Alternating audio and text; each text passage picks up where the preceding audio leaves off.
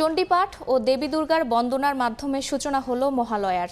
এই মুহূর্তে রাজধানীর ঢাকেশ্বরী মন্দিরে আছেন রিপোর্টার চন্দ্রিমা চৌধুরী, বরিশালে আছেন অপূর্ব অপু এবং সিলেটে আছেন জয়ন্ত কুমার দাস। সরাসরি শুরুতে যাচ্ছি চন্দ্রিমার কাছে।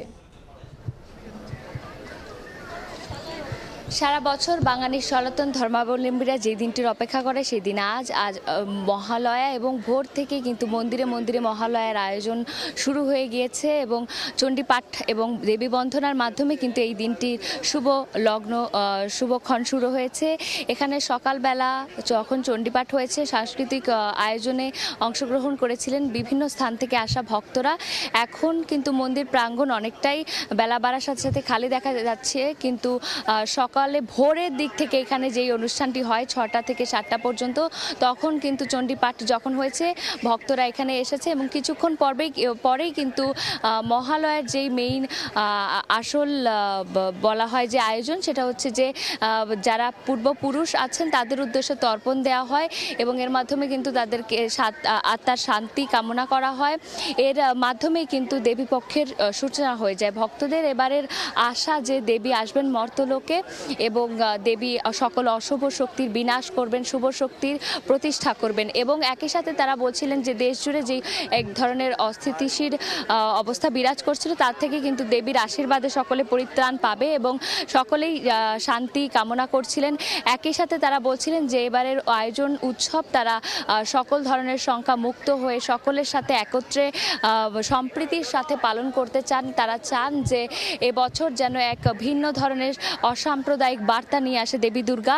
একটু জানিয়ে রাখতে চাই যে এবছর কিন্তু দশভুজা দেবী দুর্গার কিন্তু আগমন হবে দোলায় এবং তিনি গমন করবেন ঘটকে। বলা হয় যে দেবী দুর্গা যেই বাহনে করে আসে এবং যায় তার উপরে কিন্তু পুরো বছর নির্ভর করে, পঞ্জিকা মতে কিন্তু এটাই বলা হচ্ছিল। এবং এই দুই সংকেতই কিন্তু অশনি সংকেত এবং এর থেকে পরিত্রাণের উদ্দেশ্যেই মূলত আজ সকলে দেবী বন্দনা করছিলেন। তারা বলছিলেন যে এই সমস্ত পৃথিবীতে সকল প্রাণী জীবকে শুদ্ধ করবেন দেবীর আশীর্বাদ।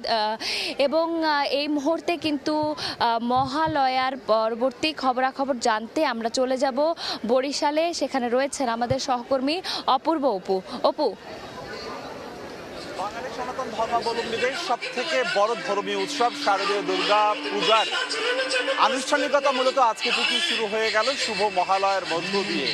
ক্ষণ গণনা শুরু হয়েছে এই শুভ মহালয়ার শুভ লগ্নে। মূলত তারা বিশ্বাস করেন, অর্থাৎ বাঙালি সনাতন ধর্মাবলম্বীরা বিশ্বাস করেন পিতৃপক্ষের অবসান হয়ে মাতৃপক্ষের সূচনা হয় এই শুভ মহালয়ার মধ্য দিয়ে এবং এই দিনটিতে নানান আয়োজনের মধ্য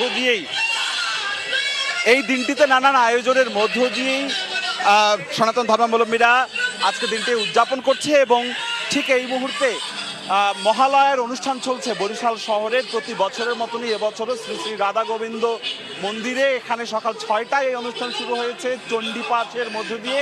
চণ্ডীপাঠ, আগমনী গান, গীতিনাট্য এই মুহূর্তে চলছে, গীতিনাট্য পর্ব চলছে এবং এই গীতিনাট্যের মধ্য দিয়ে দেবী দুর্গার যে অসুর বধ সেটি আসলে মঞ্চায়ন করা হচ্ছে এবং এখানে কয়েকশো ধর্মাবলম্বীরা রয়েছেন, কয়েকশো হিন্দু ধর্মাবলম্বীদের উপস্থিতিতে, দর্শনার্থীদের উপস্থিতিতে এই অনুষ্ঠানটি হচ্ছে। বেশ উৎসবমুখর পরিবেশের মধ্য দিয়েই এই মহালয়ার শুভ অনুষ্ঠানটি এখানে করা হচ্ছে এবং প্রতি বছরই অগ্রগামী যুব সংঘ নামে একটি সংগঠন, এখানকার শ্রী শ্রী রাধা গোবিন্দ নিবাসের অগ্রগামী যুব সংগঠনটি এই উদ্যোগটি নিয়েছে এবং বিভিন্ন সাংস্কৃতিক কর্মীরা দেবী দুর্গার অসুর বধ এবং রামায়ণের নানান পর্ব এখানে তুলে ধরছেন এবং তারা বলছেন বিশ্ব শান্তি কল্পে এবছর তারা শারদীয় দুর্গা উৎসবের সব ধরনের অনুষ্ঠান তারা করে থাকবেন। বিশেষ করে আজকের দিনটিতে ধর্মীয় যে আনুষ্ঠানিকতা সেটি আমরা দেখেছি বরিশালে কীর্তনখোলা নদী পাড়েও দেখা গেছে। তারা তাদের যারা স্বর্গীয় হয়েছেন, অর্থাৎ যারা চিরবিদায় নিয়েছেন এই পৃথিবী থেকে, তাদের আত্মার শান্তি কামনায় সাত সকালে সূর্য দেবতার কাছে তারা প্রার্থনা করেছেন। নানান ধর্মীয় আনুষ্ঠানিকতা হয়েছে এবং পূজা পার্বণ হয়েছে এবং ঠিক এই মুহূর্তে এখানে প্রচুর দর্শনার্থীরা উপস্থিত রয়েছে। ঠিক এই মুহূর্তে সেই আয়োজনটি কিন্তু এখানে চলছে এবং সকাল 9টা পর্যন্ত এই মহালয় অনুষ্ঠানটি চলবে এই শহরের সরোডে। আমার কাছে বরিশাল থেকে শুভ মহালয়ের এতটুকু খবর ছিল। আমরা তো যেতে চাই সিলেটে, রয়েছেন সহকর্মী জয়ন্ত দাস, তার কাছে জানবো সিলেটের আয়োজনের খবর। সনাতন ধর্মাবলম্বীদের সবথেকে বড় ধর্মীয় উৎসব শারদীয় দুর্গা উৎসবের আজ শুভ মহালয়া। আজ দেবী পক্ষের সূচনা হচ্ছে এবং এই মহালয়া উদযাপন করছে সিলেটের ধর্মপ্রাণ যারা সনাতন ধর্মাবলম্বীরা আছে।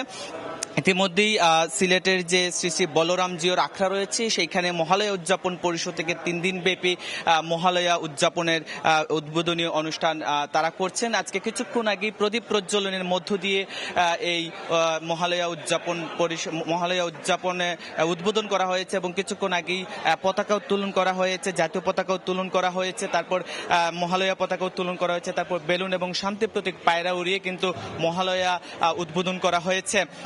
কিছুক্ষণের মধ্যেই এখানে শ্রী শ্রী চণ্ডীপাঠ করা হবে এবং চণ্ডীপাঠের মধ্য দিয়ে কিন্তু দেবী দুর্গাকে আহ্বান করা হয়। এবং আজকে যেহেতু মহালয়া আর মাত্র 6 দিন পরই কিন্তু মহাষষ্ঠী অর্থাৎ 8 অক্টোবর মহাষষ্ঠীর মধ্য দিয়ে শ্রী শ্রী শারদীয় দুর্গা পুজোর আনুষ্ঠানিকতা শুরু হবে এবং এই মহালয়ার দিন যারা পিতৃপক্ষের শেষ এবং দেবী পক্ষের সূচনা হয় এবং আজকের দিনে সনাতন ধর্মাবলম্বীরা বিশ্বাস করেন পিতৃ পুরুষরা তাদের কাছে আসেন এবং তারা তৃষ্ণার্ত থাকেন, তাদের তর্পণ করা হয়। এবং জানিয়ে রাখতে চাই সিলেট জেলায় 440টি পূজা মণ্ডপে পূজা হবে এবং ইতিমধ্যে সনাতন ধর্মাবলম্বী যে যারা রয়েছে তাদের মধ্যে উৎসব আমেজ বিরাজ করছে, সকল ধরনের প্রস্তুতিও সম্পন্ন। এবং এই মহালয়ার বিষয়টি যদি জানিয়ে রাখতে চাই 3 দিন ব্যাপী মহালয়া উৎসবের আয়োজন করছে মহালয়া উদযাপন পরিষদ। কিছুক্ষণ আগেই উদ্বোধন করা হয়েছে, সেখানে উদ্বোধনী বক্তব্য রেখেছেন বা উদ্বোধন করেছেন শ্রীমৎ স্বামী চন্দ্রনাথানন্দ যে মহারাজ, যিনি রামকৃষ্ণ মিশন আশ্রম সিলেটের অধ্যক্ষ। এছাড়া মহালয়া উদযাপন পরিষদের এই 3 দিন ব্যাপী আরো বিভিন্ন ধরনের আনুষ্ঠানিকতা রয়েছে। আজকে উদ্বোধনের পরপরই রয়েছে শ্রী শ্রী চণ্ডীপাঠ, এরপরই কিন্তু তাদের যে আনুষ্ঠানিকতা রয়েছে সেই আনুষ্ঠানিকতা হচ্ছে। আগামীকাল সারাদিন ব্যাপী কিন্তু সাংস্কৃতিক বিভিন্ন প্রতিযোগিতা রয়েছে, সারাদিন অনেক কিছু রয়েছে এবং 3 দিন ব্যাপী আনুষ্ঠানিকতা থাকবে এবং শারদীয় উৎসব পালন করার জন্য কিন্তু সনাতন ধর্মাবলম্বীরা অপেক্ষা করছে। এই ছিল আমার কাছে সিলেট থেকে মহালয়া উদযাপনের সর্বশেষ। রাজধানীর ঢাকেশ্বরী মন্দির, বরিশাল এবং সিলেট থেকে মহালয়ার খবর জানাচ্ছিলেন সহকর্মীরা।